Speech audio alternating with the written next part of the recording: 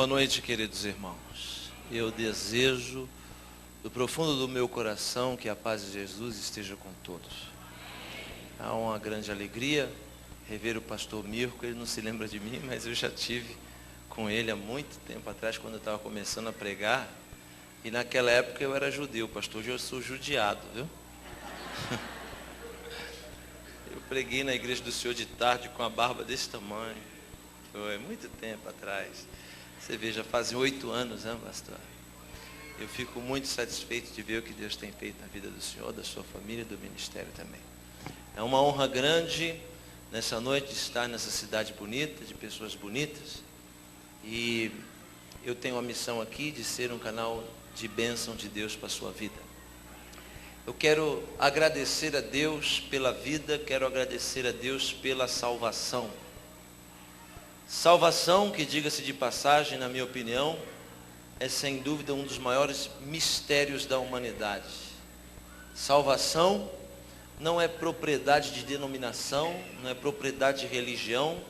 Salvação que não é propriedade de filosofia, de dogmas. Salvação que não é propriedade de homens. Salvação que pertence a Deus.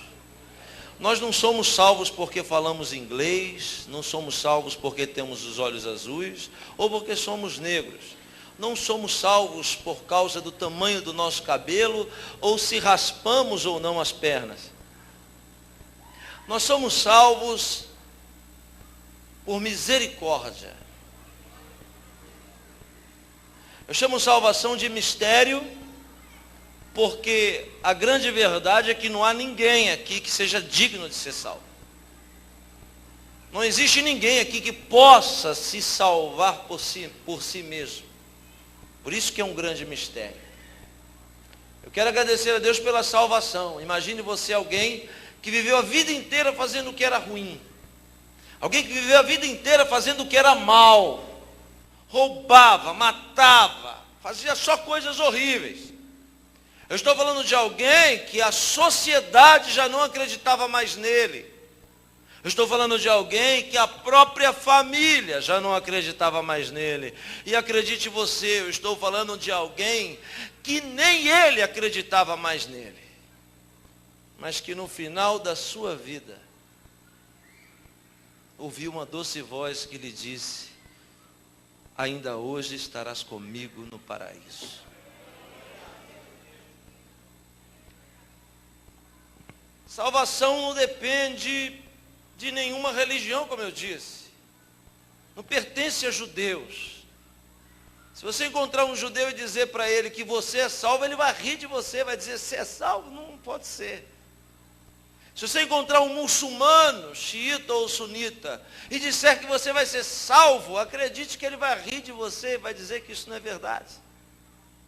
E por incrível que pareça, até alguns cristãos que você encontrar, se você disser que é salvo, ele vai rir de você.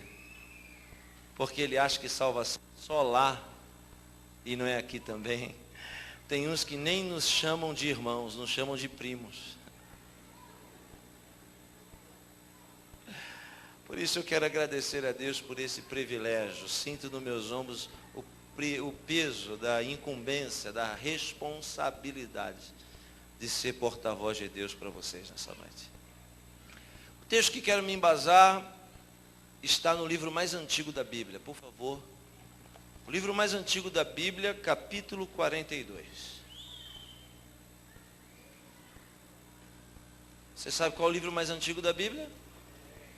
Qual? Bem forte. Qual?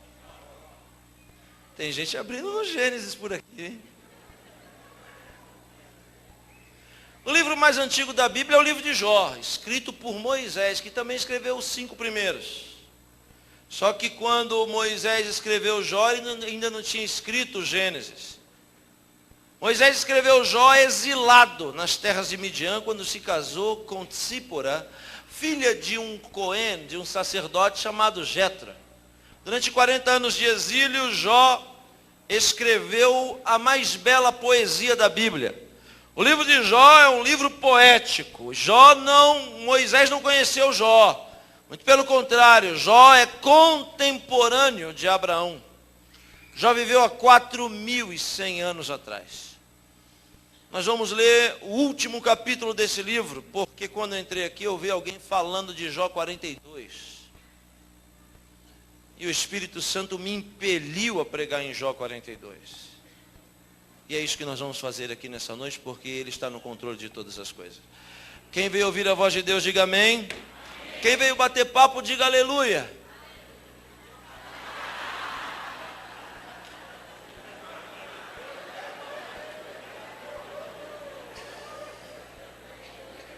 Calma, irmãos, calma.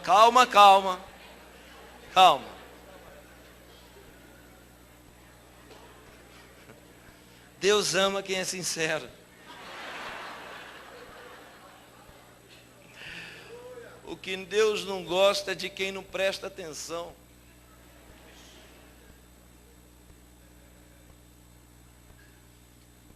Senhoras e senhores, o que vamos ouvir a partir de agora é muito sério, muito profundo. Por isso eu quero pedir a sua atenção redobrada. Mesmo porque eu sou um pregador novo, não tenho a experiência do pastor Mirko. Quantos anos de ministério? 20 anos. Você vê. Eu tenho 8. Então vou pedir para você evitar andar e conversar durante a mensagem. Quem vai me ajudar, diga amém. Como minha mãe ensinou que é falta de educação falar quando alguém fala, se eu ver alguém falando eu vou parar. Ok?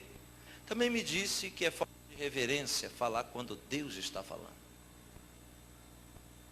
Amém? Jó 42, verso 2 apenas. Está escrito assim: bem sei que tudo podes, e que nenhum dos teus planos, ou dependendo da tradução, pensamentos, bem sei que tudo podes, e nenhum dos teus pensamentos pode ser frustrado. Só isso. Feche os seus olhos. Baruch hu Adonai hamevorav leolam vayed. Baruch Shem kavod malchuto leolam vayed. Bendito és tu, eterno nosso Deus, Rei de todo o universo, sua palavra dura para sempre. Bendito seja o seu nome e o seu reino jamais terá fim. Fale conosco, Senhor, nesta noite, de forma clara, concisa, poderosa e objetiva. Fala, Deus, não o que nós queremos ouvir, mas fala o que nós precisamos ouvir. Que ninguém saia daqui da mesma forma que entrou. Por isso, eu te peço, exorta, ensina e edifica. Nós nos entregamos nas suas mãos. Pedimos que o teu Espírito flua. Repreendemos toda seta e dardo inflamado do maligno. E que nós saiamos daqui diferentes. É o que nós te pedimos, crendo na vitória. Em nome de Jesus. Amém. O livro de Jó é um dos maiores esforços que a Bíblia faz para minimizar a distância entre a criatura e o Criador. O livro de Jó é o esforço do Espírito Santo para tentar fazer o homem conhecer um pouco mais de quem é o Deus da Bíblia. O Deus que eu me refiro não é um senhorzinho de barba branca, cansado e sentado num trono. O Deus que eu me refiro não é alguém guardado em uma caixa da religião, que é manipulado pelos homens. Não, o Deus que eu me refiro, lhe é atribuído 72 nomes. E um dos que eu mais gosto é que Deus é o mistério de todos os mistérios. Aquele que habita na luz inacessível. É o Deus que tem olho, boca.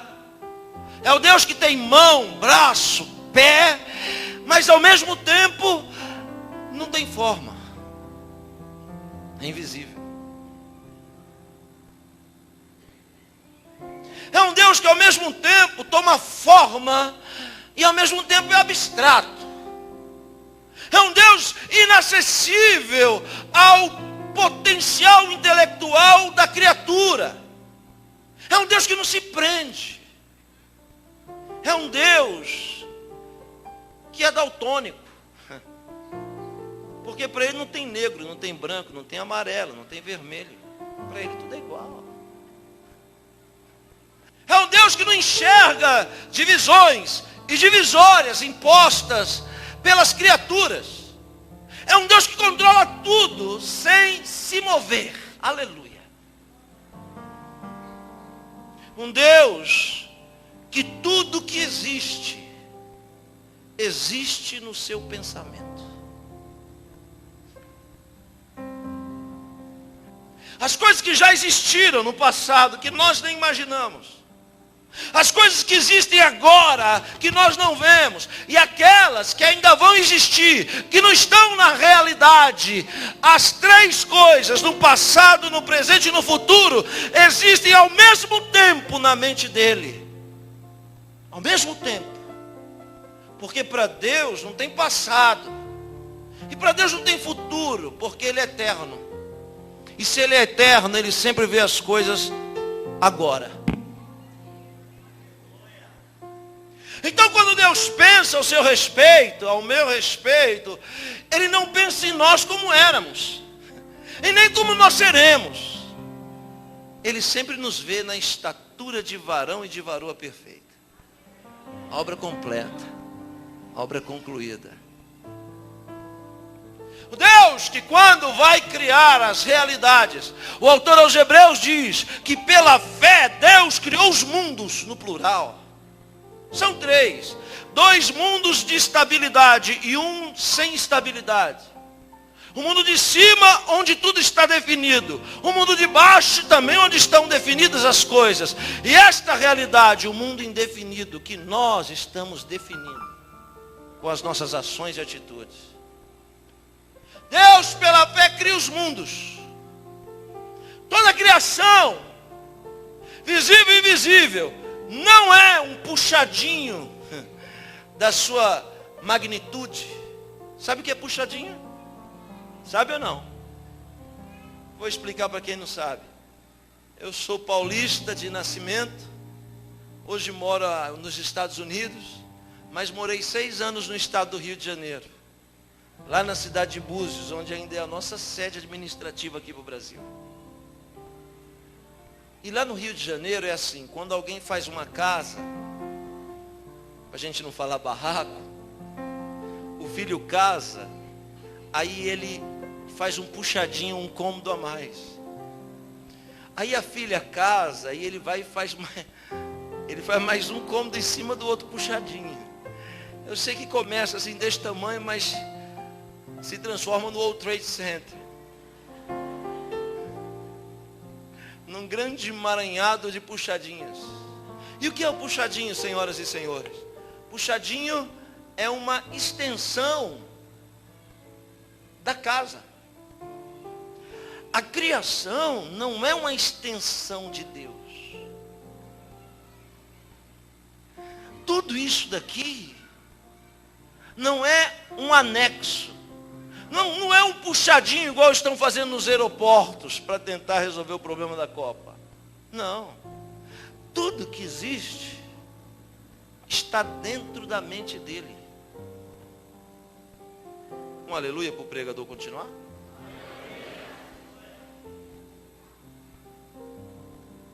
Então como Deus vai criar? Quando ninguém sabe o que é luz. Ninguém conhece luz, então Deus pensa na luz. A luz existe primeiro na mente dele. E depois ele diz, haja luz. E houve luz. Tudo que ele cria, ele pensa e depois ele diz. Ele pensa e diz, haja e ouve. Pensa e diz, haja e ouve. Pensa e diz, haja e ouve. Pensa e diz, haja e ouve. E depois de tudo, ou quase tudo está criado, como um artista que trabalha com doce, depois de fazer todo o universo, as galáxias, as estrelas, o infinito, como quem faz um bolo muito enfeitado, Deus olha para o bolo e diz: falta cereja. Cereja que eu chamo de Keter. Keter é uma palavra hebraica que quer dizer coroa. A cereja da criação é a coroa da criação. Com 4 elementos, ele criou esta realidade. Com fogo, com água, com terra e com ar. Tudo que existe nesta realidade foi feito só de 4 elementos. Agora, não existe nenhum outro lugar do universo, algum habitáculo que os 4 elementos se difundam. Já tentou misturar água com fogo? Um sobressairá sobre o outro. Só um lugar, os 4 elementos estão misturados, difundidos. E quando os 4 elementos se difundem, acontece o milagre chamado vida. Quando Deus vai criar a supremacia da criação, a coroa, então Deus pensa, mas não fala. É interessante, porque tudo Deus vai pensando e vai falando, vai pensando e vai falando, vai pensando e vai falando, porque quem fala sem pensar é tolo. Deus não é tolo. Quando Deus pensa na coroa,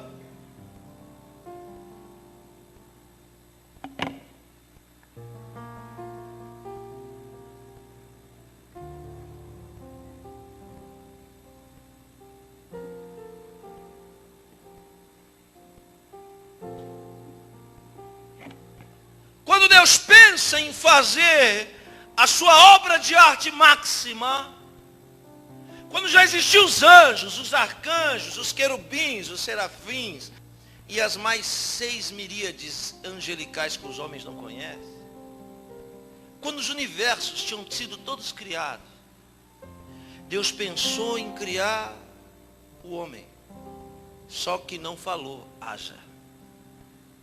Porque esse ele queria sentir, tocar. Então o santo, bendito, eterno e poderoso seja ele, desceu e pegou a primeira matéria-prima para se tornar concreto o abstrato. Aleluia. O ser humano é o único ser que existe que tem 2 naturezas: natureza de baixo e natureza de cima.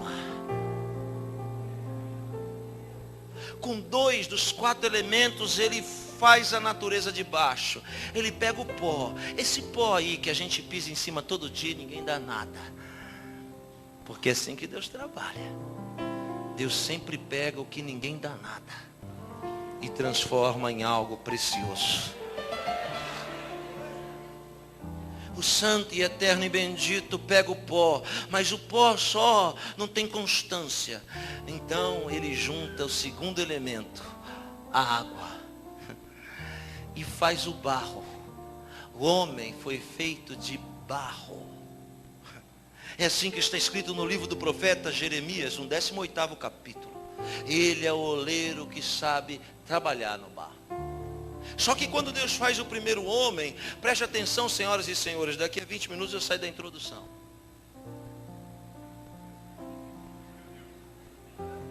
Quando Deus vai fazer o homem, Ele não faz um boneco maciço, estereótipo. Não é assim que Deus faz. Quando Deus vai fazer o homem, a primeira peça que Deus faz é um osso minúsculo, desse tamanho. É a primeira vértebra da coluna, porque essa regra vai se seguir durante toda a criação, quando ainda somos um objeto inerte. No ventre materno, a primeira coisa que se forma em nós é a nossa coluna vertebral. Eu estou falando que o artista, supremo arquiteto de todas as coisas, Quando ele vai fazer o homem, ele faz um osso pequeno. A primeira coisa que ele faz. Eu estou falando da mão poderosa, que tem todos os oceanos de um lado, e do outro lado um bebê recém-nascido, e para ele as duas coisas são a mesma coisa. A mesma coisa. Ao mesmo tempo que é grande para as galáxias, é perfeito no minúsculo osso, que se junta de barro.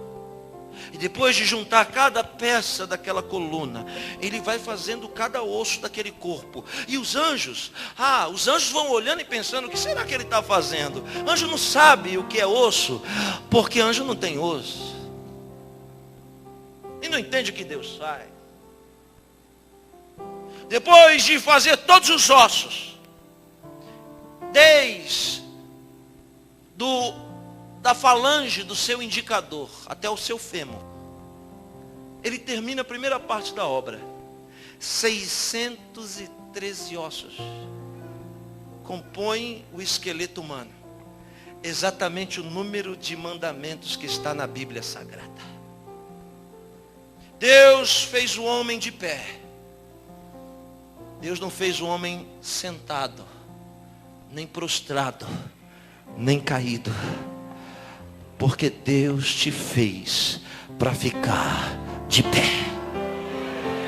E ainda que você tropece e caia, a mesma mão que te criou sempre vai estar pronta para te colocar de pé de novo. E não adianta teimar, querer ficar caído e prostrado, porque todas as vezes que cair, Ele vai te colocar de pé de novo. Faz o esqueleto. Depois, com o mesmo barro, minuciosamente, todas as veias, que eu, na minha ignorância, chamo de fiação. Desde lá de baixo, ele vem puxando as veias. Desde as maiores, como a aorta, até aquelas minúsculas. As irmãs sabem do que eu estou falando, né? Aqui, mais ou menos. Os microvasos, ele vai puxando todos de baixo para cima e liga numa peça desse tamanho. Divide a peça, cardio, miocárdio, conecta os fios. Depois torce como um padeiro que faz pão torcido. Aleluia, de barro. E junta nervos, músculo. E vai dando forma. E os anjos estão olhando e dizendo, o que será isso que ele está fazendo? Mas ele não fala o que faz. Porque as obras mais belas que ele faz calado. Aramanas. Ele trabalha assim como quem trabalha escondido, sem dar satisfação. Mas quando a obra estiver pronta, ele mostra o quanto ele é bom em fazer as coisas. Ele faz as entranhas, tudo é assim, de dentro para fora. Nada com Deus é de fora para dentro. Com Deus é sempre de dentro para fora. Depois de tudo aquilo feito, todo aquele emaranhado, ele ele dobra o barro e deixa esse barro mais cinza do que a outra parte do corpo e coloca aqui em cima. Um mistério tão grande que até hoje a gente não entende direito como ele funciona. Depois, ainda como um pizzaiolo, faz uma massa fininha e cobre tudo, aquilo que nós chamamos de pele. E ainda, como um supremo artista, ele faz todos os pelos, um por um, de barro. Quando o boneco está pronto, inerte, só com duas naturezas ele está ali, inerte. Aleluia, estou sentindo a presença de Deus aqui. Então os anjos veem aquele boneco e fazem isso, ó.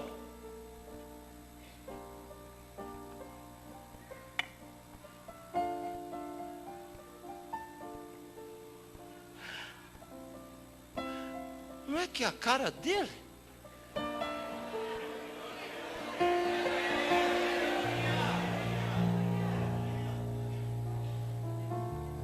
Os anjos ficaram com ciúmes.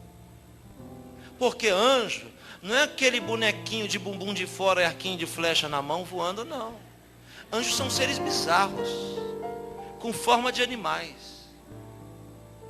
A Bíblia diz que tem anjo que tem 4 rostos. Quando vai girando tem uma catraca no pescoço, fica com o rosto de leão, rosto de boi, rosto de águia, rosto de homem. Anjos com 6 asas, com corpo afogueado. Você imagina o que é isso? Céu não é todo mundo de branco dizendo aleluia, aleluia. Quando vai ser a janta? Não, o céu é o que nunca subiu por entendimento do homem. Por que que os anjos ficaram? Pelo menos um ficou com ciúme, um querubim. Ficou com ciúme porque queria ser igual a você. Porque você é igual a ele. Aí esse querubim olhou para o boneco inerte que não se move, que é só um boneco, e disse assim: se é essa criação, então isso é fácil para mim, eu destruo. É de barro, eu sopro e transformo o barro em nada. Só que aquele querubim não sabia que ainda faltava 2 essências para Deus colocar dentro do homem. E essas 2 essências ia fazer cada um de nós se tornar mais poderoso, aleluia, do que aquele querubim. As 2 essências são divinas. Por isso de boca fechada ele faz tocando. Agora Deus vai abrir a boca e vai colocar a sua essência dentro da criação. Chega na narina e sopra. E o boneco...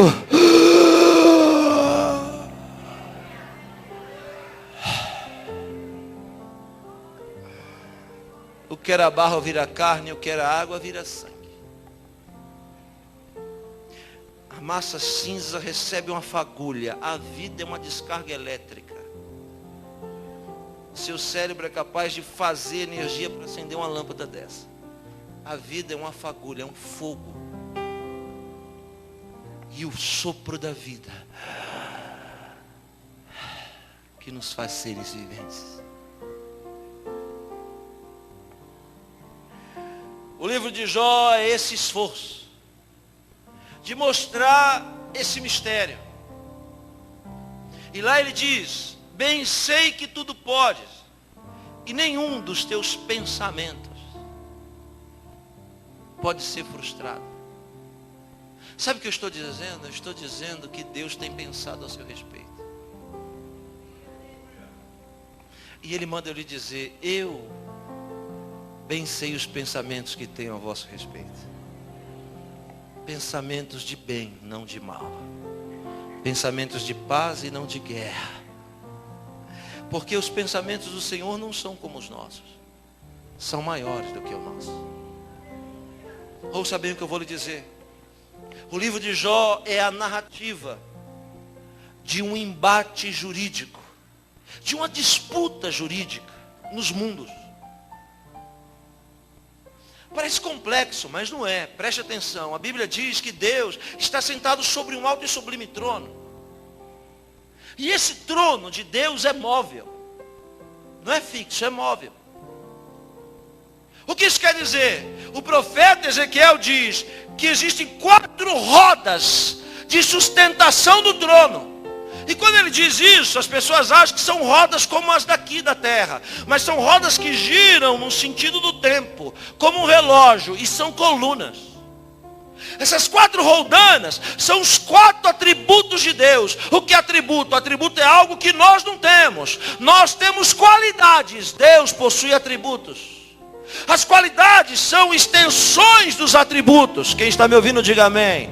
Por quê? Porque atributo é essência.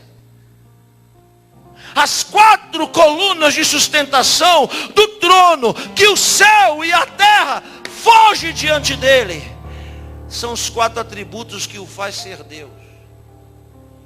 A primeira roldana chama em língua hebraica de Hesed. Hesed quer dizer misericórdia.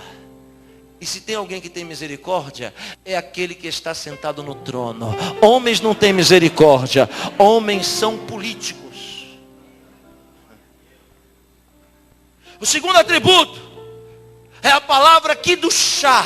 Kiddushá quer dizer santidade. Se existe alguém que é santo, este alguém é aquele que está sentado no trono. Homens não são santos, homens são santificados. A terceira roldana de sustentação do trono chama-se Kavod. Kavod quer dizer glória. E se tem alguém que tem glória, esse alguém é aquele que está sentado no trono. Homens não têm glória, homens são glorificados. O quarto atributo da essência de Deus chama-se Tzaddik. Tzaddik quer dizer justiça. E se tem alguém que é justo, este alguém é aquele que está sentado no trono. Homens não são justos, homens são justificados.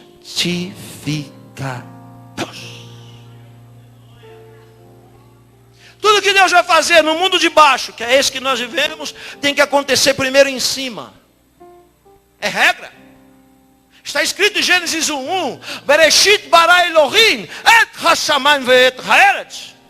No princípio criou Deus os céus e a terra. Deus não criou a terra e os céus, mas Deus criou? Mais forte? Tem alguém aí? Então isso é regra que vai reger todo o universo. Primeiro céu, depois terra. É por isso que Jesus diz: buscai primeiro o meu reino, minha justiça, e todas as coisas vos serão acrescentadas. Olhe para cá. O que isso quer dizer? Isso quer dizer que tudo que acontece aqui tem que acontecer primeiro em cima. E como vai acontecer embaixo? Olhe para mim. Vai acontecer embaixo através daquilo que eu chamo de decretos. Deus decreta no céu e acontece na terra. E por onde é que fluem os decretos? Pelo lado tzadik, da justiça. Porque embaixo do trono de Deus existe um tribunal. E todos os decretos vão se passar por aí. Alguém aqui já viu a imagem da justiça? O que é a justiça? É representada por uma mulher, senhoras e senhores, que segura em uma mão uma balança que não está pensa, está plena. Na outra, a sentença, que é a espada. Mas o sinal mais forte da justiça é que ela tem os olhos vendados.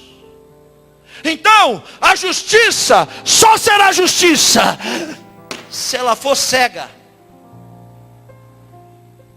Justiça não pode enxergar. Por isso que Deus disse para Israel: quando for de julgar, não favoreça o pobre pela pobreza, nem o rico pela riqueza, mas sereis justos.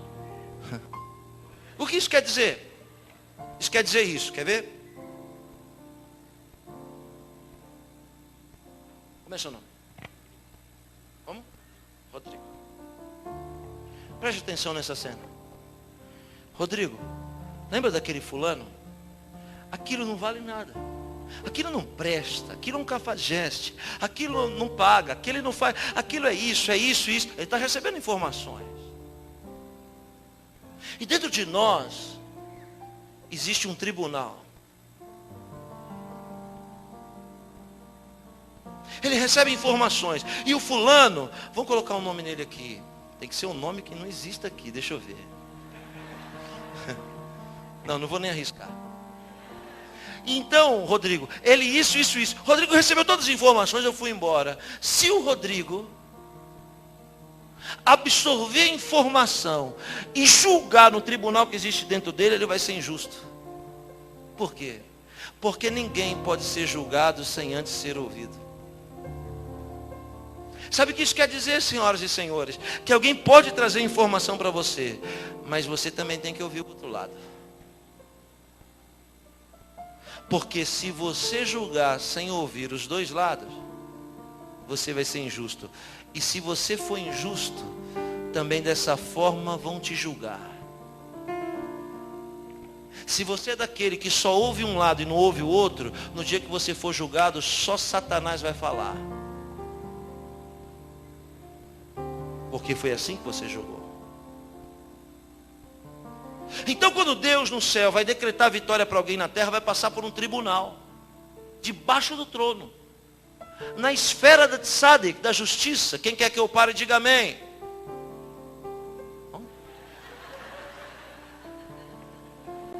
Quem quer que eu continue, diga glória a Deus. Vou ficar com a maioria.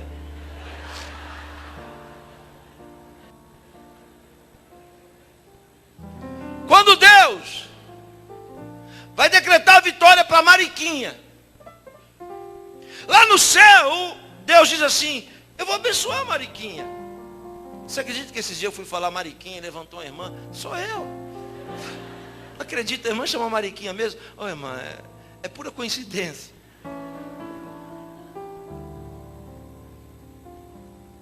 Deus lá no céu diz assim: eu vou abençoar, eu vou mudar. Estou explicando sobre o livro de Jó. A vida da Mariquinha, só que ele decreta isso em cima e tem que passar pelo tribunal para chegar embaixo. E o que é esse tribunal? Esse tribunal tem um juiz que é justo, verdadeiro e fiel. Aleluia. E nesse tribunal também existe um acusador implacável. Só que o acusador não está lá na audiência do tribunal em glória. O acusador está no mundo inferior. Então como é que ele tem acesso à audiência? Tem acesso à audiência por causa da onisciência de Deus, que vai até lá no inferno. Salmo 139 diz: se eu colocar o meu leito na profundidade do abismo, lá também tu estás. É forte isso. Veja, o acusador se levanta, Deus diz assim: eu vou abençoar Mariquinha. Aí o acusador se levanta e diz assim: não pode abençoar ela. Quem é esse acusador? Um anjo caído, que não para comer, para dormir, nem para ir ao banheiro. É um anjo que te estuda e é dedicado, dia e noite, e anota todas as coisas erradas que eu e você falamos e fazemos. Olhe para mim, sem movimentação. Esse anjo nos estuda e observa tudo que a gente fala e tudo que a gente faz. Ele anota. Quando Deus diz assim: eu vou abençoar a vida dela, eu vou abençoar a vida dele, então esse Satanás se levanta e diz: não pode. Por que não? Por causa disso. Ela fez isso, ela fez aquilo outro. Só que tem um detalhe: esse ser só nos conhece por fora, porque por dentro só nos conhece aquele que nos fez. Isso quer dizer que tudo que você falar e fizer, ele tem acesso, mas o que você pensar, ele não alcança. Aleluia. Vou abençoar a Mariquinha. Aí então ele se levanta e diz: não pode por isso, e Deus tem que ouvir a acusação.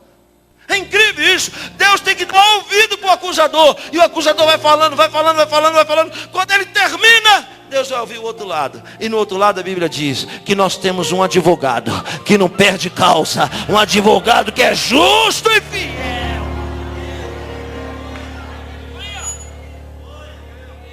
Um advogado que tem na mão um livro chamado da vida. Ele pede a palavra, imagina a cena. Abre o livro da vida e procura: é Mariquinha. Mariquinha dos Anzóis Pereira Albuquerque Lima da Rocha Silva. Senhor meritíssimo, uma palavra. O senhor não pode condenar a Mariquinha. Por que não? Porque o nome dela está aqui nesse livro. E por causa dessa obra da cruz do Calvário, toda essa sentença já foi queimada, rasgada. Aleluia, ela já foi absolvida. Só. É isso que acontece com Jó. Por quê? Porque lá no céu Deus diz assim: Jó é rico. Eu fico pensando se Deus tivesse a mente medíocre que nós temos. Porque quando a gente vê alguém rico, a gente fala assim: ele não precisa.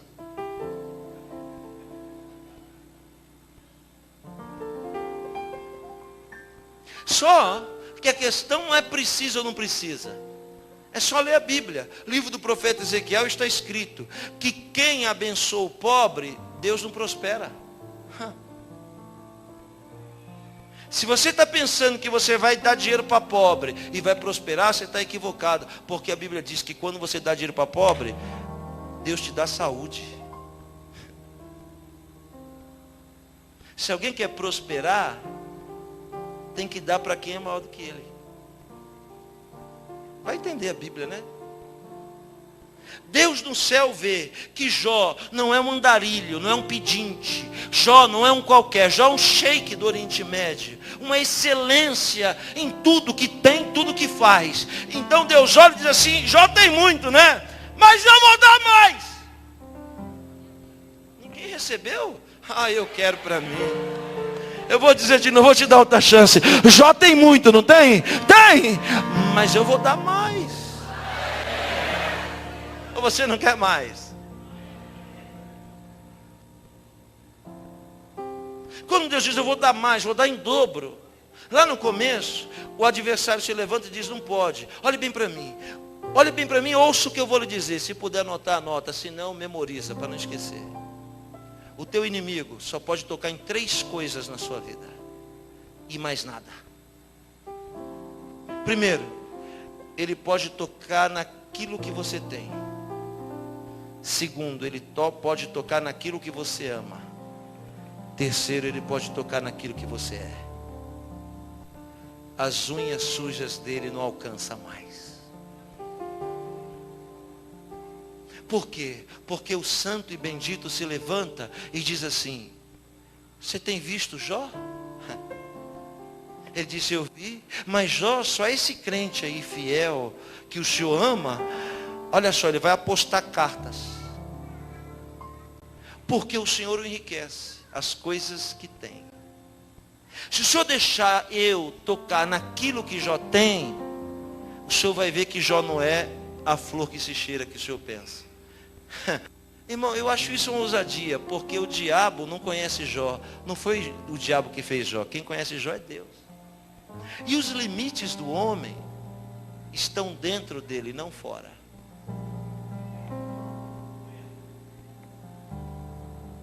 Quando ele disse assim, ó, eu vou tocar naquilo que Jó tem e vou te provar que ele não é, Deus não olhou para fora, porque o que Jó tinha estava fora, não estava dentro dele.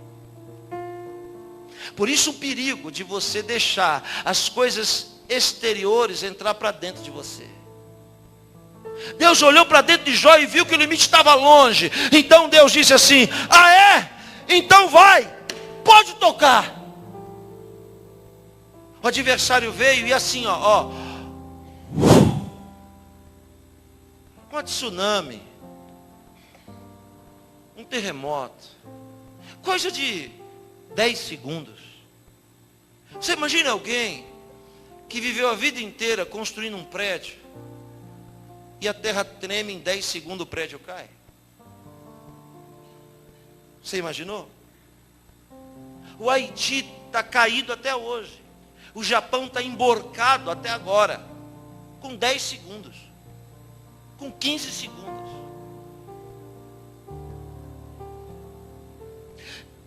Em 2008, milhares de americanos trabalharam a vida inteira, pegaram tudo que construíram e colocaram no banco. Dormiram ricos e amanheceram pobres. Muitos deles tiraram a própria vida. Por quê? Porque as coisas de fora estavam dentro deles.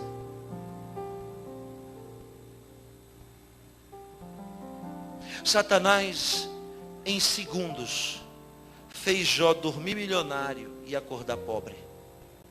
Aí o diabo cruzou os braços e disse, agora ele blasfema. Quando Jó viu que perdeu tudo, ele levantou a mão e disse, Deus deu, Deus tirou, bendito é o nome do Senhor.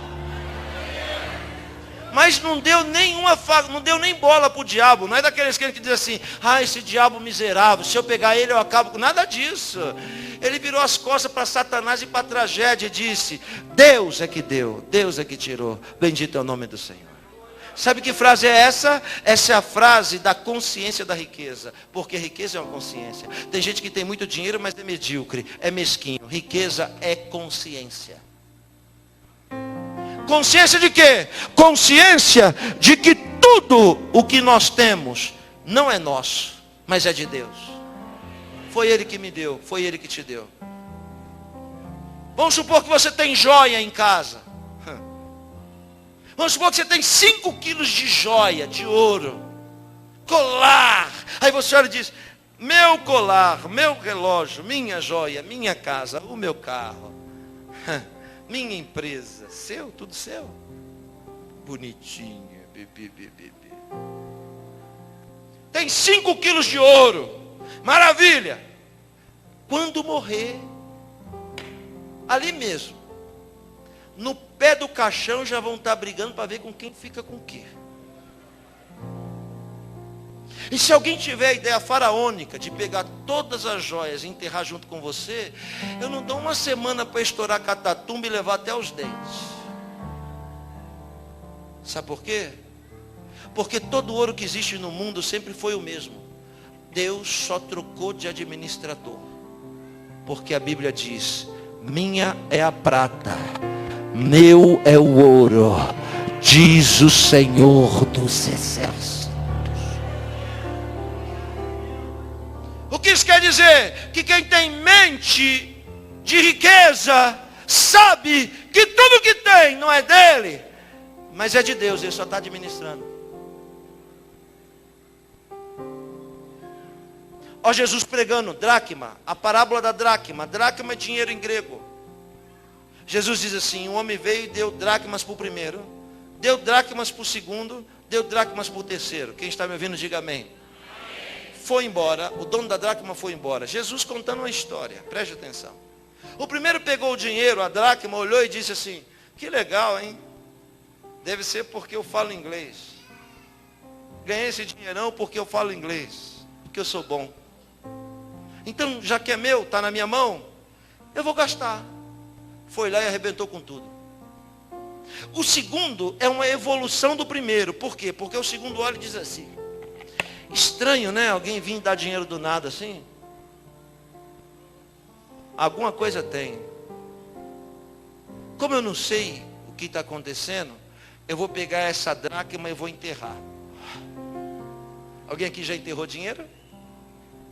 Esses dias descobriram uma velhinha aí no interior, que morreu. Quando foram pegar o colchão dela, estava cheio daqueles dinheiro antigo de cruzeiro. Eu fiquei imaginando o quanto que aquela mulher se privou de vestir, de comer e de beber para juntar aquele dinheiro. E agora ela morreu e o dinheiro nem valia mais, as traças já tinha tudo comido. Então eu cheguei à conclusão que dinheiro foi feito para se usar.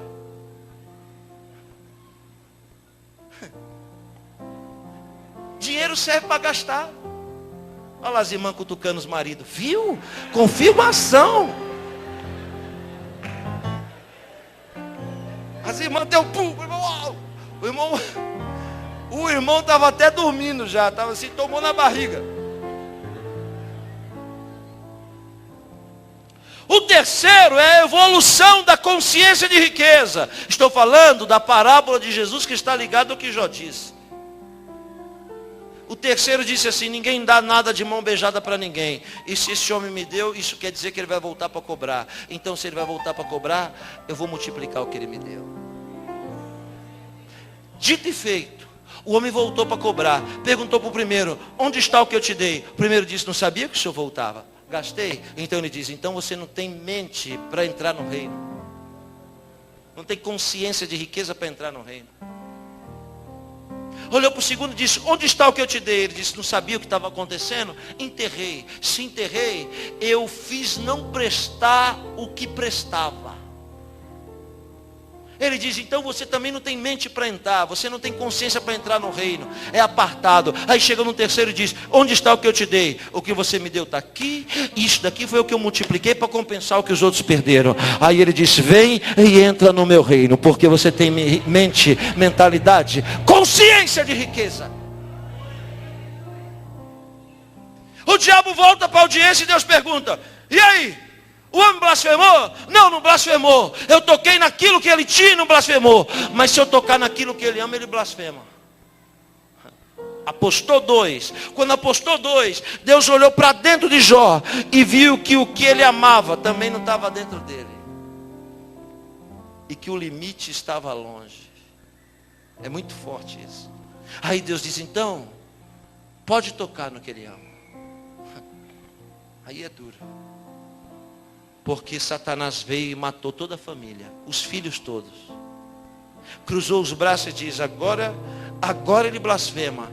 Ele, em cima dos cadáveres, abraçado, levanta a mão e disse, Deus deu, Deus tirou, bendito é o nome do Senhor. Sabe o que isso quer dizer?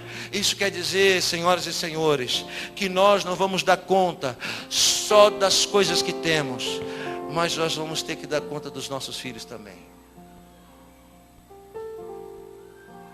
Ouça-me, olhe para mim com atenção. Você vai ter que dar conta dos seus filhos, porque eles não são seus. Ah, pastor, o meu filho é um rebelde. Culpa sua. Pastor, minha filha não quer ir para a igreja. Claro, fica todo dia dizendo, vai para a igreja, não vai para o inferno. Vai para a igreja, não vai para o inferno. Vai para a igreja, não vai para o inferno. Vai para a igreja, não vai para o inferno. Então eu vou para o inferno logo, ela deve dizer. Se esqueceu que a melhor maneira de convencer alguém é de boca fechada. Que as pessoas procuram em nós os frutos. Que as pessoas olham para nós e querem saber se está de acordo o que a gente fala com o que a gente vive. Então para de falar e age. Sabe o que eu estou dizendo? Eu estou dizendo que 60% dos presidiários são filhos de crente. Já viu aquela árvore que vai nascendo e vai ficando torta? Aí você coloca aqui um toco para segurar. Aí depois ela entorta para lá. Você bota outro toco para cá. Bota outro para lá, outro para cá, outro para lá, outro para cá. Para ver se endireita a árvore. Mas a Bíblia diz que o trabalho é de base. Ensina a criança. Ensina a criança no caminho que você deve andar. É de base. Jó disse, foi Deus que me deu meus filhos, e foi Deus que tirou, bendito é o nome do Senhor. Aí Deus olha para Satanás e diz, e aí, o homem blasfemou? Aí ele disse assim, olha para mim, não blasfemou não, mas se eu tocar no que ele é, ele blasfema. Deus olhou para dentro de Jó, e viu pela primeira vez que estava muito perto.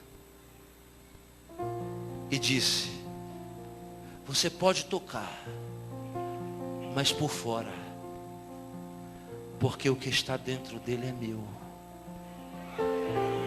Foi eu que coloquei. Ainda em cima dos cadáveres dos filhos, como uma serpente que bafora. Jó só fez isso, ó. Coceira. Em 7 dias. Uma simples coceira tinha se transformado na mais poderosa hanseníase de todos os tempos.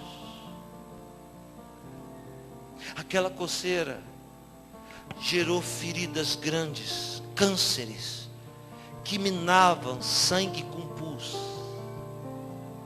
O ex-sheik príncipe agora está coberto de lepra, pele branca, escamosa, como uma serpente que vai trocando de pelo, de couro. O que acontece quando alguém fica leproso? Primeiro, o leproso, todas as áreas do corpo dele, onde tem cartilagem, a lepra consome. Isso quer dizer que Jó, em questão de dias, ficou sem orelha e sem nariz. Em questão de dias, todos os pelos caíram. E toda a parte do corpo onde tem pouca circulação sanguínea, minou gangrena, as unhas caíram. A ponta dos dedos apodreceram. Em questão de dias, o ex-sheik agora fica cego, com os olhos totalmente brancos. No leproso, toda a pele sensível é consumida como fogo que consome o isopor. E nenhuma parte do nosso corpo a pele é mais sensível do que essa, ó. É só esfriar um pouco, você vai ver. Em questão de dias, Jó fica sem lábios. Por que o leproso era levado para morrer fora? Porque era uma morte cruel. Ele morria mostrando os dentes, sem boca, sem nariz, cego, sem cabelo, sem orelha. As unhas caindo, apodrecendo. O que os pregadores esquecem de falar é que a hanseníase, ela elimina aquilo que nós temos de maior sentido no nosso organismo, a sensibilidade. É a sensibilidade que diz para você, não vai ali não, ela sente o calor, porque lá tem fogo, se você for você morre. É a sensibilidade da pele, que quando você entra no frio, ela te avisa, se aquece, para não morrer de hipotermia. O leproso não, o leproso você pode queimar ele vivo, que ele fica olhando para você. Pode serrar o braço dele, que ele fica olhando para você. Ele não tem sensibilidade. Mal cheiroso. Jó é cientista, é conhecedor, sabe tudo de astronomia, de botânica, de ciência, sabe tudo. É um sábio. Então ele pensa, estou leproso, mal cheiroso.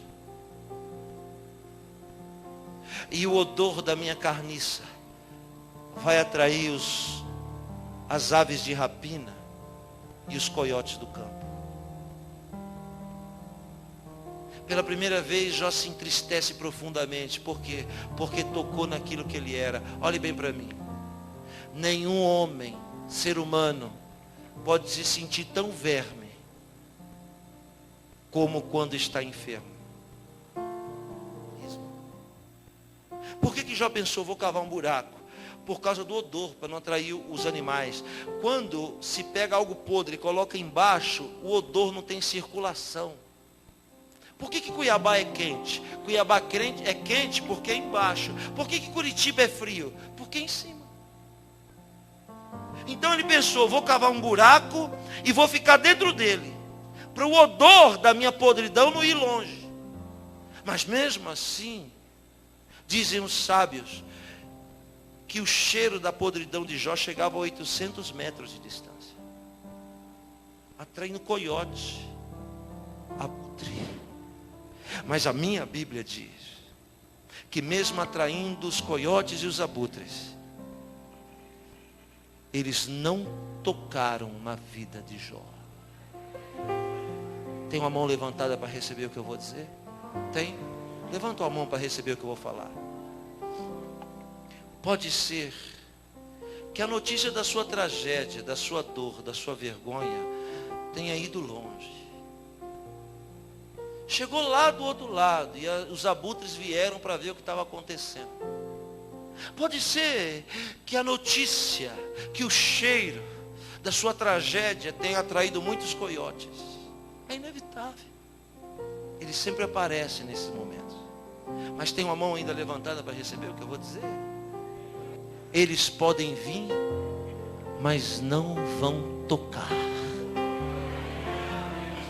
Eu te garanto, debaixo da unção do Espírito Santo e com o poder da palavra de Deus, é inevitável que eles venham. Eles podem até vir para assistir, mas nenhum deles terá o poder de tocar naquilo que você é. Onde estão as pessoas que acreditam no que eu estou falando, que pode abrir a boca para dar um glória a Deus, exaltando?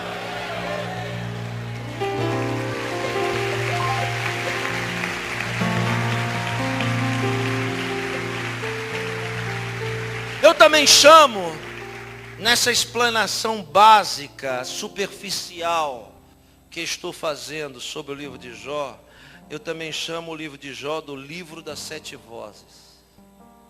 Ecoa-se 7 vozes apenas no livro.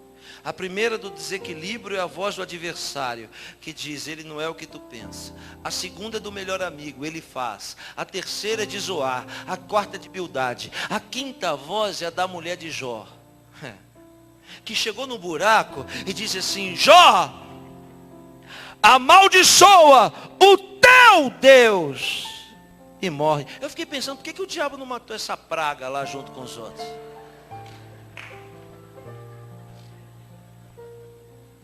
Porque é muito desaforo ela virar para Jó e dizer: amaldiçoa o teu Deus. Por quê? Porque não é mais o dela. Só era o dela quando ela tomava banho de leite de rosa, quando ela comia mais tenra, carne de carneiro. Só era dela quando se habitava em tendas luxuosas, quando se cobria de ouro e de linho. Agora que não tem mais nada, não é mais dela. A mulher de Jó me ensina uma coisa, que a melhor maneira da gente conhecer as pessoas é perdendo tudo. Que é impossível você conhecer as pessoas com saúde. É impossível, não estou generalizando. Tem gente sincera do seu lado, sim. Mas tem gente com interesse também. Se é isso que você veio ouvir, a voz de Deus, então Deus está falando. Amaldiçoa o teu Deus e morre. O homem podre, caído, envergado, nem de pé ficava, hein? O homem que encheu o buraco, aquele fosso de cinza de carvão para jogar em cima da ferida para aplacar a coceira. E que ali ele come, resto de comida que jogam para ele.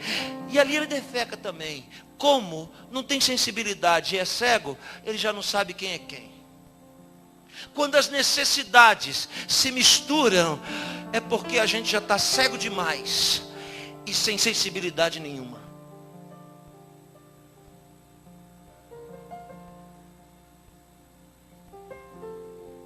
Envergado nele, está envergado nele, porque ele não pode ficar de pé, não aguenta.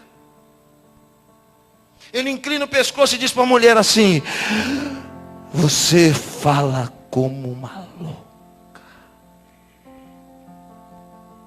A sexta voz é a de Jó. A sexta voz é a voz do limite. Por que do limite? Porque o homem foi criado no sexto dia. Tudo que é 6 na Bíblia quer dizer homem. Por isso que 666 não é o Papa. 666 são 3 pessoas: a besta, o anticristo e o falso profeta. 6 é o limite. E Jó dá o grito de limite quando ele diz: nunca deveria ter nascido. Jó não entende. Por que aquilo está acontecendo? Então falou o diabo, falaram os amigos, falou a mulher, falou ele. E Deus, que é a 7ª voz, estava calado. Por quê? Porque é assim que Deus trabalha. Deus sempre deixa as pessoas falar primeiro, criticar primeiro, questionar primeiro, murmurar primeiro. E quando não tiver mais ninguém para falar e nem dar palpite, ele vem e fala. Porque a última palavra na sua vida, ela vem da boca de Deus. E é essa palavra que vai dar direção e vai decidir a sua história. Acabou. Os outros falam porque Deus permite, mas o que os outros falam não é verdade. Verdade é o que Deus fala. Meses naquela condição. Sabe como é que a 7ª voz vem? Estou perto de terminar a introdução. Calma, estou brincando. Não se assuste não, irmãos, vou terminar mesmo. A 7ª voz. Meses naquela situação. A 7ª voz vem num vento.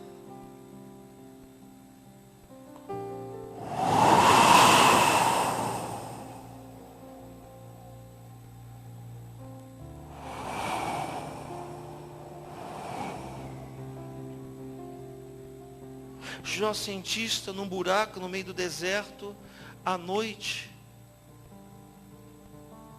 ouve o barulho do vento, inclina assim o pescoço, e o vento vem.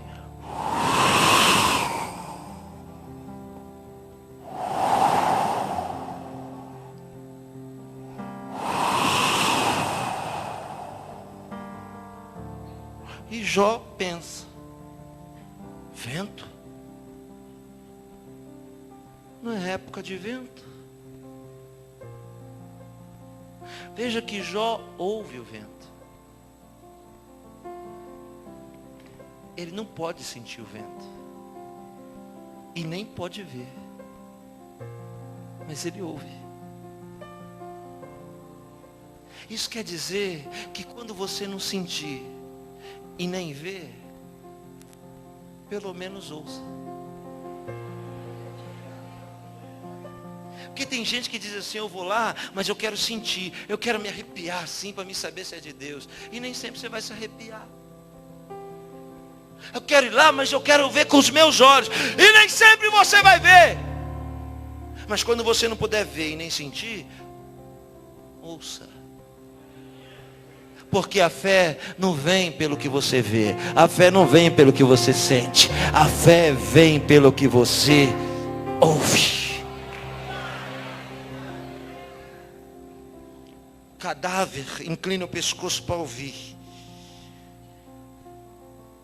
E o vento vem soprando. E ele pensa, mas espera aí, não é época de vento. Não é época de vento, mas está ventando.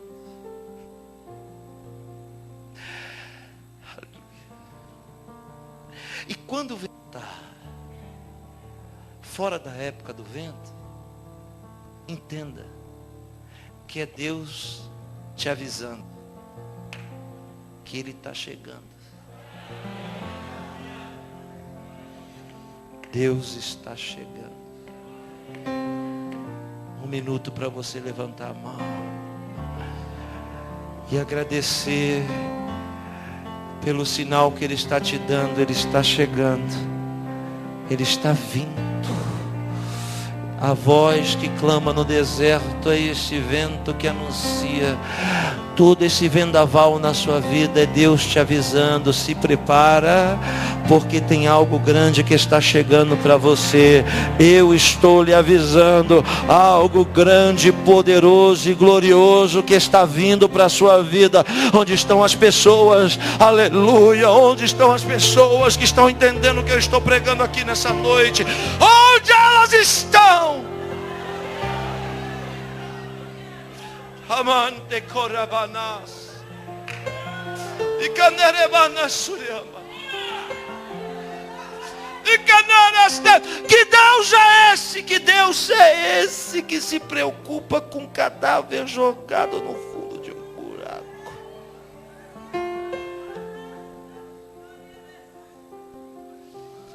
Que grandeza é essa? O vento vem soprando.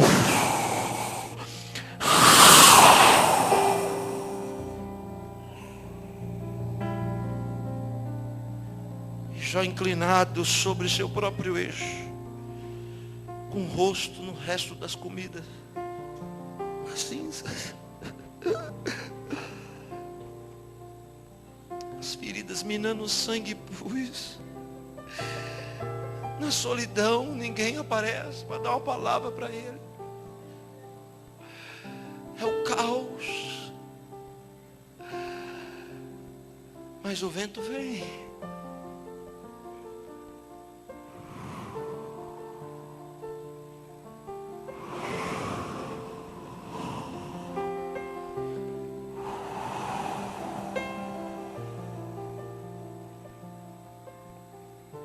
Perguntei para Deus por quê? Por que que vem um vento? Não podia vir assim, cheio de trombeta. E Deus descer numa coluna de fogo, num trono fumegante. Dizer, eu sou o Senhor. Agora Deus vem num ventinho de 1,10 m de altura.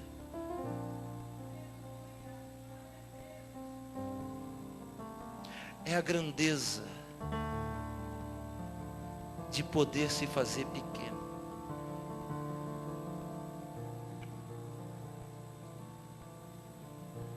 Eu perguntei por que um vento. Aí, Aruara Kodesh, o santo vento de Deus, me disse, lembra do Shemot? Shemot quer dizer êxodo.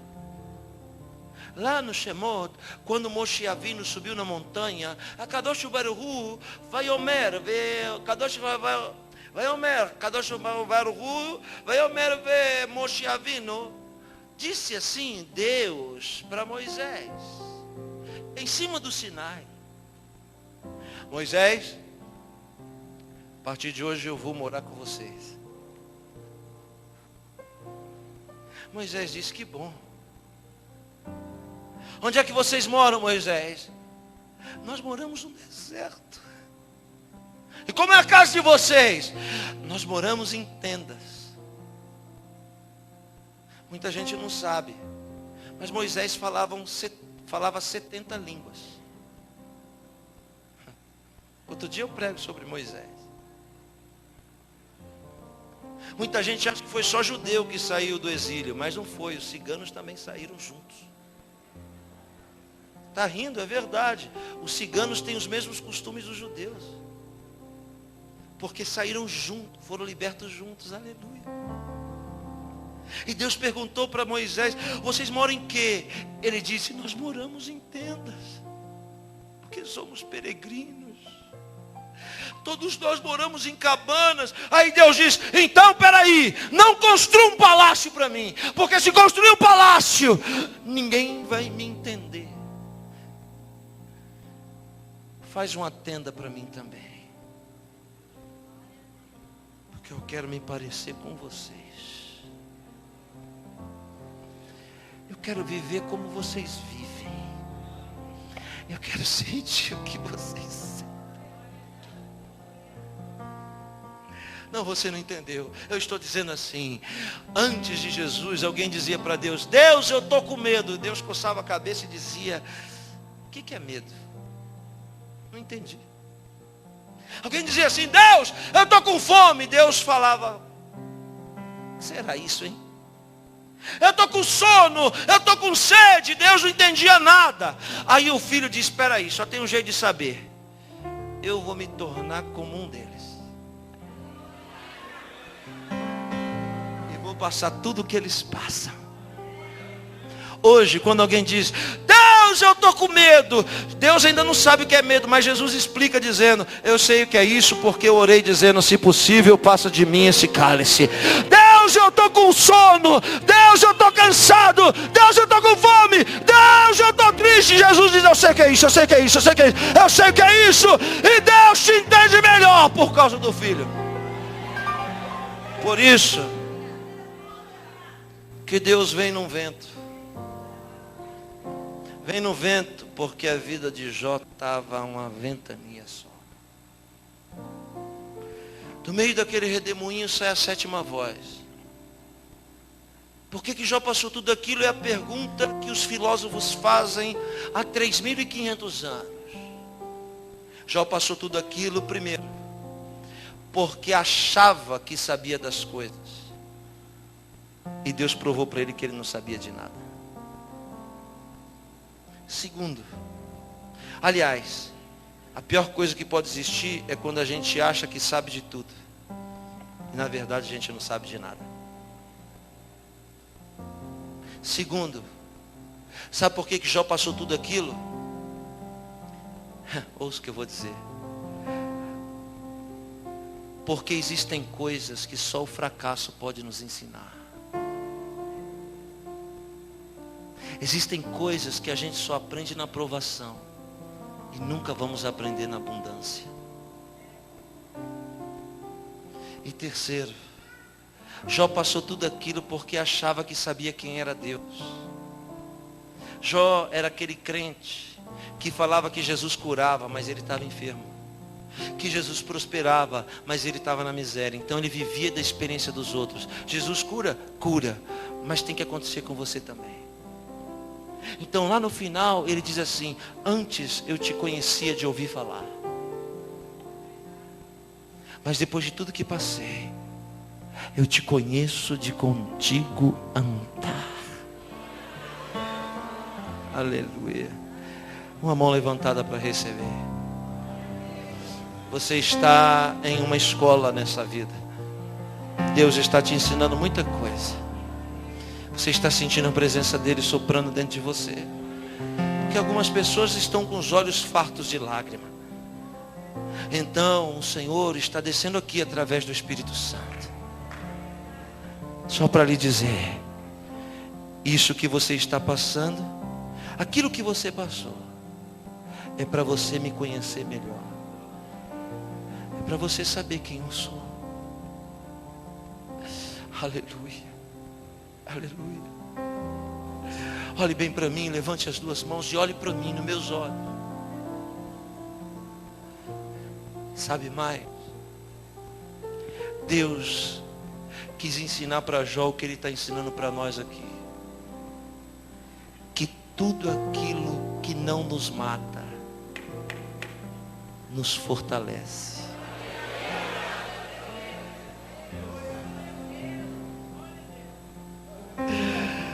Tudo que não te matou te deixou mais forte. Tudo que não teve o poder de te destruir te fez você ficar melhor, aperfeiçoado. Aleluia. Jó saiu mais forte de tudo aquilo. Por quê? Porque a voz vem de dentro do vento e pergunta sobre o céu. Jó não entende. Sobre as estrelas, não entende. Vai abaixando o nível. Sobre a terra, não entende. Sobre os animais, não entende. Sobre ele, não entende. Jó não entende nada. Põe a mão no rosto e diz: eu me abomino no pó e na cinza. Agora é grifo meu, e me responsabilizo com o que falo. Quando aquele vento vem, é como um vento que apaga o pavio da vela que está fumegando. Porque aquele cadáver que o divino está falando sem tocar, não responde nenhuma pergunta. Mas a voz é tão impetuosa que ele morre.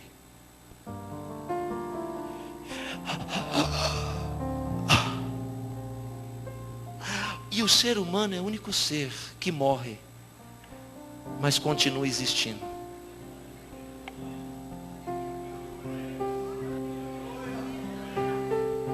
Eu sei que você ama o seu cachorro, mas quando ele morrer, ele deixa de existir. Você não, eu não. Nós morremos, mas a nossa consciência continua existindo. É só lembrar da parábola do homem rico e Lázaro, que Jesus conta. Os dois estão mortos, lá no Hades e no Sheol. Mas Jesus diz, que o homem rico diz assim: volta lá e prega para os meus irmãos. É consciência. A consciência do homem nunca morre, porque ela precisa ouvir a voz do tribunal. Uma mão levantou ali, outra acolá. Por isso que a consciência é um tribunal. Quando você dorme, ela vai te dizer: falhou, acertou. Como podemos condenar um índio que nunca ouviu a palavra de Deus para o inferno? Porque muitos serão julgados pela sua consciência. A palavra de Deus é embutida dentro de cada homem, mesmo sem ele ter uma Bíblia. Porque o índio nunca ouviu a palavra de Deus, mas quando ele mata alguém, ele sabe que ele fez algo errado. Porque a lei está dentro dele, e a lei diz: não matarás.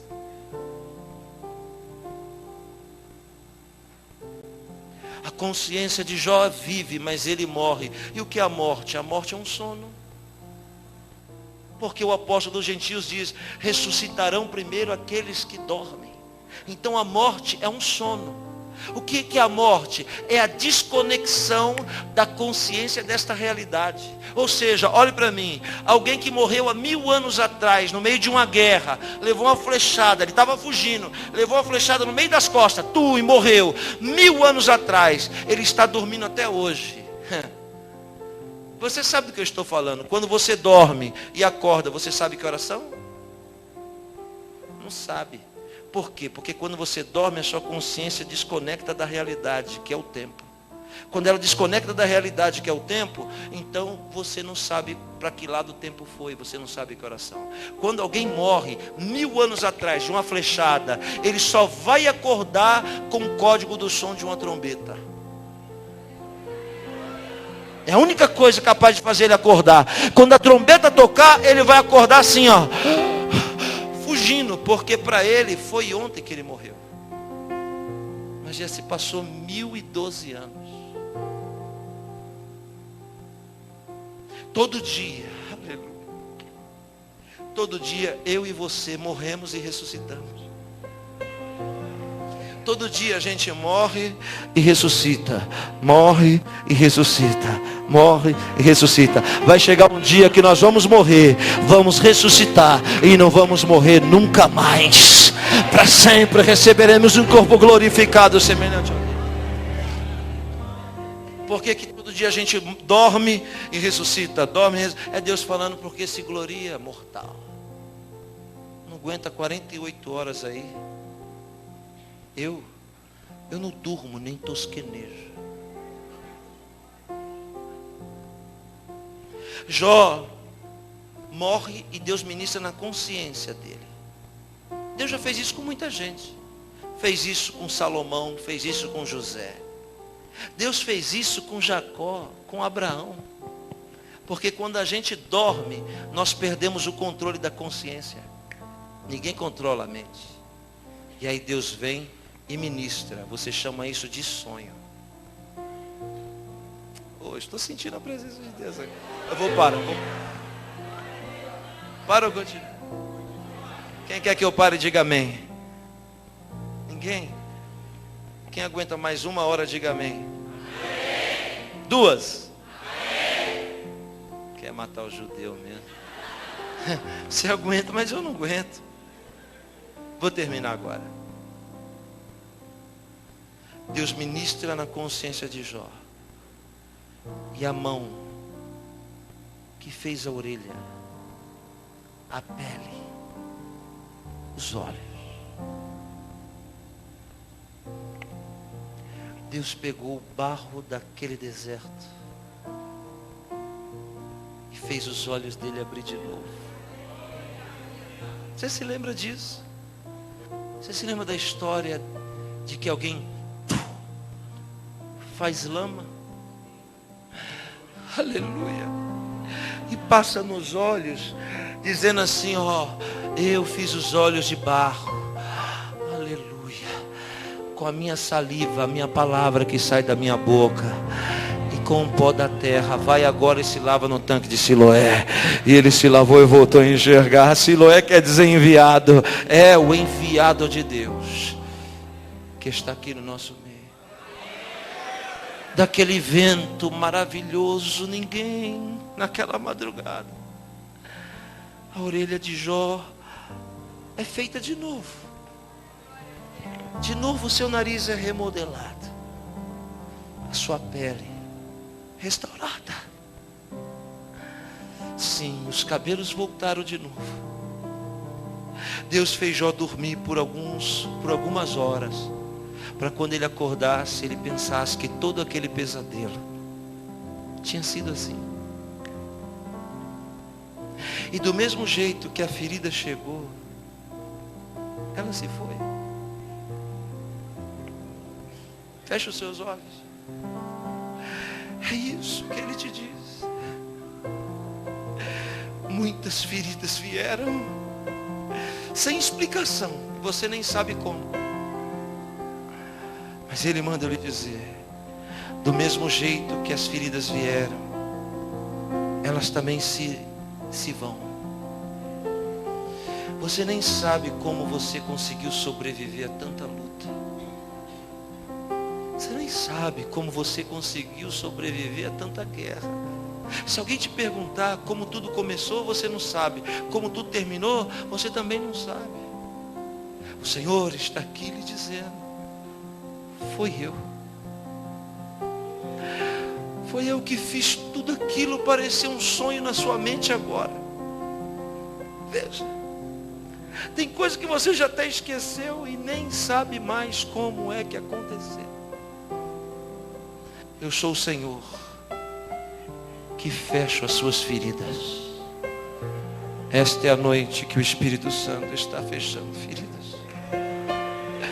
Essa é a noite que Ele está dizendo, estou estendendo minha mão e te tirando do fundo deste abismo, do fundo deste poço. Eu mesmo. Ninguém pode te socorrer, só eu que estou vindo para te socorrer. Lembra de onde eu te tirei. Eu sou o Senhor teu Deus. que te tirou da casa do Egito, da casa da escravidão, quando nenhum Deus desta terra quis ir lá te libertar das suas cadeias, das suas correntes, das suas algemas. Eu fui. Eu te amei primeiro, te busquei, quebrei todas as mordaças e algemas e te trouxe para cá. Porque eu te amo. Porque você é minha. Porque você é meu. Sente a minha graça que te envolve. Sente o meu amor que te fortalece. Lembra-te que uma luta pode durar meses, mas eu posso reverter ela em segundos, em uma noite. Jó acordou daquele sono e disse: o que eu estou fazendo aqui? O que aconteceu? Olhou para a boca do buraco e subiu. E lá fora as pessoas que já contavam ele como morto, ficaram de boca aberta. E o decreto do começo do livro se cumpriu. Deus deu em dobro. Sabe por quê? Porque nenhum dos seus planos pode ser frustrado. Eu bem sei os pensamentos que tenho ao seu respeito. Deus tem pensado ao seu respeito pensamentos de paz, pensamentos de bem. Fique de pé, vamos orar.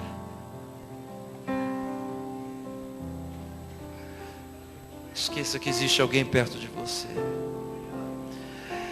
E junto com o tangedor que toca este teclado, você encontre palavras para agradecer.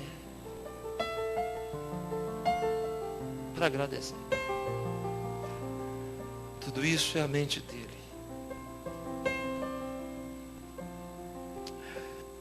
Aleluia. Um minuto para você adorar Deus.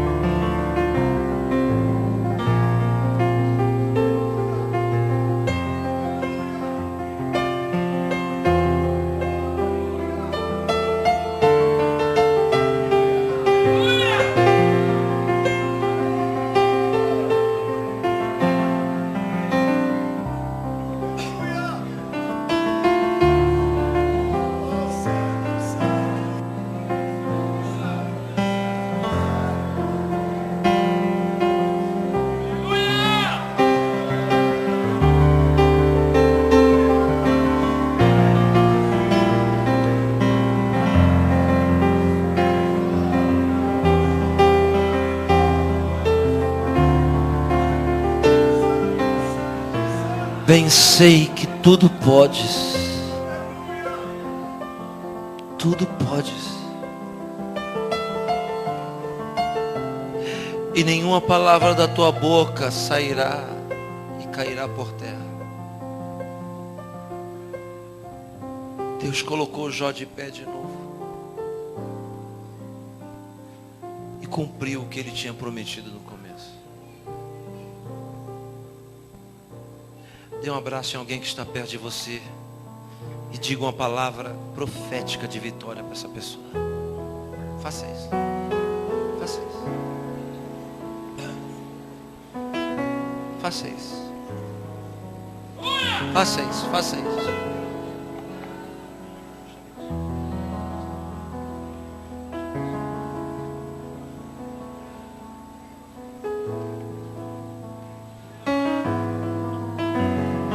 Podem dar um glória a Deus bem bonito para Jesus? Quantos podem dar um brado de júbilo que exalta o nome dele nessa noite? Aleluia. Aleluia. Give a shout to the Lord. Dá um brado para o Senhor. Aleluia. Se assente aí. Se assente aí. Já vamos terminar. Duas últimas coisas. Vou falar primeiro a supérflua, depois a essencial. A supérflua é que ali fora tem os meus DVDs. DVDs de mensagens. São mais de 30 temas diferentes. Em 8 anos eu já preguei em 21 países do mundo. 21 países ao redor do planeta. Então ali tem mensagem gravada na Suíça, em Israel, vai me ver pregando em Israel, vai me ver pregando no Reino Unido, nos Estados Unidos, em vários lugares como Portugal, França, Espanha. Você pode adquirir todas essas mensagens. Eu falo para líderes, a minha envergadura ministerial, não tenho nenhuma formação teológica, tudo Deus que me dá. E estão ali os DVDs, como os DVDs dos Gideões Missionários, que é o maior congresso de missões do planeta.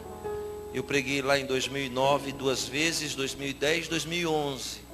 Falei cada uma dessas oportunidades para 185 mil pessoas. E também mais 85 países assistiram a minha mensagem através da internet. Milhares de pessoas ao redor do mundo. Cada DVD deste custa apenas R$10. Ninguém aqui é obrigado a comprar. Só aqueles que sentiram de comprar, de adquirir, de ser abençoado, de abençoar. E a segunda coisa, que é a mais importante. Eu disse que tudo que Jó tinha, a riqueza que Jó tinha, ele tinha porque não era dele, era de Deus. E ela não estava no coração de Jó. Então tudo aquilo que está no coração do homem é aquilo que nos prende. Por isso eu quero convidar você a trazer uma oferta na casa de Deus. Eu tenho certeza, pastor Mirko, que não vai demorar muito para a nossa nação, povo evangélico no país, se conscientizar sobre oferta. De modo de não precisar mais de nenhum pregador pedir oferta. Lá nos Estados Unidos, na Flórida, eu estive agora na igreja do pastor Rick Thomas. Abundant Life, é uma igreja com 3.000 membros, é uma igreja americana. E durante o culto, eu fiquei observando para ver se eles iam tirar oferta. E perguntei para o Vitor, por que eles não tiravam oferta? Ele disse, pastor, aqui na igreja a gente não precisa tirar oferta. Achei aquilo o máximo. Ele disse, por quê? Ele disse, porque o gasofilácio fica lá na porta, fica lá no altar. O povo chega antes do culto para dar oferta. Uns colocam oferta no altar. Então o bispo nem tira oferta. Por quê? Porque o povo já sabe que não existe culto sem oferta. E eu sei que isso um dia vai acontecer aqui também. Quantos acreditam nisso? Diga amém. Eu estou dizendo isso, pastor, com toda a liberdade, porque eu vejo que eu não estou palestrando para um povo qualquer, eu estou vendo gente bonita aqui. Eu sei que aqui no nosso meio existem empresários, universitários, doutores, pessoas inteligentes. Para ser bonito assim, só pode ser inteligente. O senhor está de parabéns pelo seu povo. Vai chegar um dia que ninguém mais vai precisar tirar oferta aqui. Que você já vai vir direto, já vai trazer no altar. Amém? Mas enquanto esse dia não chega, nós vamos tirar agora. Feche seus olhos. Por favor. Deus falou com você. Se Deus falou com você, você não pode ser ingrato. De trazer para o Senhor no seu altar uma parte da sua vida. O seu dinheiro é uma extensão da sua vida. É o seu sangue. Então quando você fecha os olhos, você se abre para ouvir a voz do Espírito Santo te dizendo o que você tem que fazer. Satanás perseguiu Jó por causa do sacrifício que ele fazia por ele e pela família. Porque o sacrifício, a oferta incomoda o inferno. E se for o caso, vai continuar incomodando. Porque este povo vai continuar sendo fiel a Deus. Senhor, eu quero te agradecer. Fala, Espírito Santo, com cada pessoa aqui, com cada dizimista, com cada ofertante. Convence eles. Porque agora tem uma batalha. Satanás está soprando que eles não podem fazer isso, que o Senhor está mandando eles fazerem. Mas eu estou profetizando que eles terão a força de ficar de pé e de colocar no seu altar a sua oferta e o seu dízimo. Abençoa cada um. Aqueles que ainda não são dizimistas, convença-os a ser. Toque no coração deles a ter essa aliança, porque dízimo é aliança. Abençoa a vida de cada um, é o que eu te peço em nome de Jesus. Amém. Amém. Faz aí seu cheque, faz aí a sua oferta. Você que quer um envelope, faça o sinal com a sua mão. Os obreiros vão levar aí o envelope para você. Já vou devolver a palavra ao pastor da igreja, ao anjo da igreja. Ele vai te orientar o que você vai fazer, como você vai fazer. Quem não tem envelope, levante a mão, fique com a mão levantada. Levante a sua mão para que ele possa chegar o envelope aí onde você está. Deus abençoe a sua vida. Foi um prazer, uma alegria. E se Deus permitir, estaremos juntos mais uma vez. Deus abençoe.